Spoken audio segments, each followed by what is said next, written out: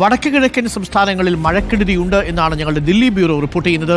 ഇവിടുത്തെ മഴക്കെടുതി ഇപ്പോൾ വടക്ക് കിഴക്കൻ സംസ്ഥാനങ്ങളിലോട്ട് മാറി. ചെറുതല്ല, 28 മരണം. മിസോറാമിൽ 113 ഇടങ്ങളിലാണ് മണ്ണിടിച്ചിലുണ്ടായത്.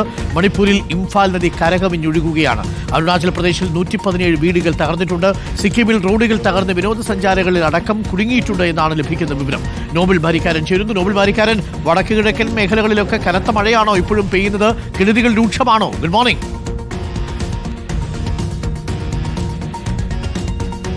Arun, good morning. വടക്കിഴക്കൻ സംസ്ഥാനങ്ങളിൽ ശക്തമായ മഴയും ഒപ്പം മഴക്കെടുതികളും തുടരുന്നു എന്നാണ് അവിടുന്ന് റിപ്പോർട്ട് വരുന്നത്. മണ്ണിടിച്ചിൽ, അതോടൊപ്പം വെള്ളപ്പൊക്കം അടക്കമുള്ള കാര്യങ്ങളിൽ 28 പേർക്കാണ് ഇതുവരെ ജീവൻ നഷ്ടപ്പെട്ടു എന്ന് റിപ്പോർട്ടുകൾ പറയുന്നു. എന്താണെങ്കിലും ശക്തമായ മഴ തുടരുന്നു എന്ന് തന്നെയാണ് അറിയാൻ കഴിയുന്നത്. പ്രധാനമായും ഈ മരണങ്ങളിൽ ഏറ്റവും അധികം മരണങ്ങൾ അരുണാചൽ പ്രദേശിലാണ്. 9 മരണങ്ങൾ ഉണ്ടായിട്ടുണ്ട്. അതോടൊപ്പം തന്നെ മേഘാലയയിൽ 6, അസം, അതോടൊപ്പം തന്നെ അസം, മിസോറാം അടക്കമുള്ള ഇടങ്ങളിൽ 5. ഇങ്ങനെയാണ് മരണത്തിനൊരു കണക്ക് എന്താണെങ്കിലും വന്നിരിക്കുന്നത്. പലയിടത്തും ശക്തമായ മഴ തുടരുന്നു. പ്രത്യേകിച്ച് അസാമിൽ ഇന്നിപ്പോൾ റെഡ് അലർട്ടാണ് പ്രഖ്യാപിച്ചിരിക്കുന്നത്. 6 ജില്ലകളിൽ വലിയ തരത്തിൽ മഴ ബാധിച്ചിട്ടുണ്ട് എന്ന യാഥാർത്ഥ്യം. 10,000-ലധികം ആളുകളെ അസാമിലെ 6 ജില്ലകളിൽ നിന്നായി മാറ്റി പാർപ്പിച്ചിട്ടുണ്ട് എന്നാണ് അധികൃതർ വ്യക്തമാക്കുന്നത്. ജാഗ്രത വേണം എന്ന നിർദ്ദേശം അവിടെ നൽകുകയും ചെയ്തിട്ടുണ്ട്. അതോടൊപ്പം തന്നെ വിവിധങ്ങളായ മേഖലകൾ, പ്രത്യേകിച്ച് മേഘാലയയിലും അതോടൊപ്പം അരുണാചൽ പ്രദേശിലൊക്കെ സാഹചര്യം വ്യത്യസ്തമല്ല. അരുണാചൽ പ്രദേശിൽ 117 വീടുകൾ തകർന്നിട്ടൊപ്പം ബെല്ലിപ്പാറ, ചെരിദാർ, തവാങ് റോഡിൽ മണ്ണിടിച്ചിൽ ഉണ്ടായത് പലയിടത്തും വിനോദസഞ്ചാരികളെ അടക്കം കുടുക്കിയിട്ടുണ്ട്. ഒപ്പം കേദാർനാഥ് യാത്രക്ക് ഉത്തരാഖണ്ഡിലും അത്തരത്തിൽ മണ്ണിടിച്ചിൽ ഉണ്ടായിട്ടുണ്ട്. ആ പാതയിലും മണ്ണിടിച്ചിൽ ഉണ്ടായിട്ടുണ്ട്.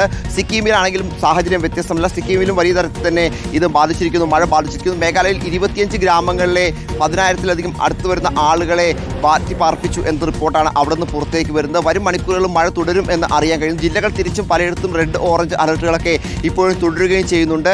NDRF അടക്കമുള്ള സംവിധാനങ്ങൾ പലയിടത്തും, പ്രത്യേകിച്ച് ദേശീയപാതകളടക്കം മണ്ണിടിച്ചിലുണ്ടായ സ്ഥലങ്ങളിലൊക്കെ റോഡുകൾ നേരെയാക്കുന്നതിനും അതോടൊപ്പം തന്നെ മറ്റ് പ്രശ്നങ്ങൾ ഒഴിവാക്കുന്നതിനും ശ്രമങ്ങൾ തുടരുകയും ചെയ്യുന്നുണ്ട്. ഫയർഫോഴ്സ്, പോലീസ് അടക്കമുള്ള സംവിധാനങ്ങൾ, അതോടൊപ്പം മറ്റ് ഉദ്യോഗസ്ഥരൊക്കെ എല്ലാ പ്രവർത്തനങ്ങളിലും ഉണ്ട് എന്നാണ് എല്ലാ സംസ്ഥാനങ്ങളെയും മുഖ്യമന്ത്രിമാർ അടക്കം വ്യക്തമാക്കുകയും ചെയ്യുന്നത്. ജമ്മു കാശ്മീരിലും ഇന്നിപ്പോൾ രാവിലെ ശക്തമായ മഴയും അതോടൊപ്പം തന്നെ ആലിപ്പഴ വീഴ്ചയൊക്കെ ഉണ്ടായിട്ടുണ്ട് എന്ന റിപ്പോർട്ട് അവിടെ നിന്ന് പുറത്തേക്ക് വരുന്നുണ്ട്. അതാണെങ്കിലും വടക്കിഴക്കൻ സംസ്ഥാനങ്ങളിൽ പ്രത്യേകിച്ച് കഴിഞ്ഞ 2 ദിവസമായി മഴ തുടരുന്നുണ്ട്. ആ മഴ ഇന്നും അതേപടി തുടരുകയാണെങ്കിൽ കാര്യങ്ങൾ കൂടുതൽ സങ്കീർണമാക്കും. ഏറ്റവും പ്രതിസന്ധി ഉണ്ടാവുക ആസാമിലാണ് എന്ന വിവരമാണ് അവിടെ നമുക്ക് പുറത്തേക്ക് വരികയും ചെയ്യുന്നത്. മുഖ്യമന്ത്രി അടക്കമുള്ള ആളുകൾ പ്രത്യേക യോഗങ്ങൾ ചേർന്നുകൊണ്ട് കാര്യങ്ങൾ നിരീക്ഷിക്കുന്നുണ്ട് എന്നാണ് നമുക്ക് ഹിമന്ത ബിശ്വ ശർമ്മയുടെ ഓഫീസുമായി ബന്ധപ്പെട്ട് അറിയാൻ കഴിയുന്നത്. ആണെങ്കിലും വടക്കിഴക്കൻ സംസ്ഥാനങ്ങളിൽ കടുത്ത പ്രളയം, അതോടൊപ്പം അതുമായി ബന്ധപ്പെട്ട പ്രതിസന്ധികളൊക്കെ ഉണ്ട്. ഈ പറഞ്ഞ മണിപ്പൂർ അടക്കമുള്ള സ്ഥലങ്ങളിൽ സാഹചര്യം വ്യത്യസ്തമല്ല. Arun, thank you.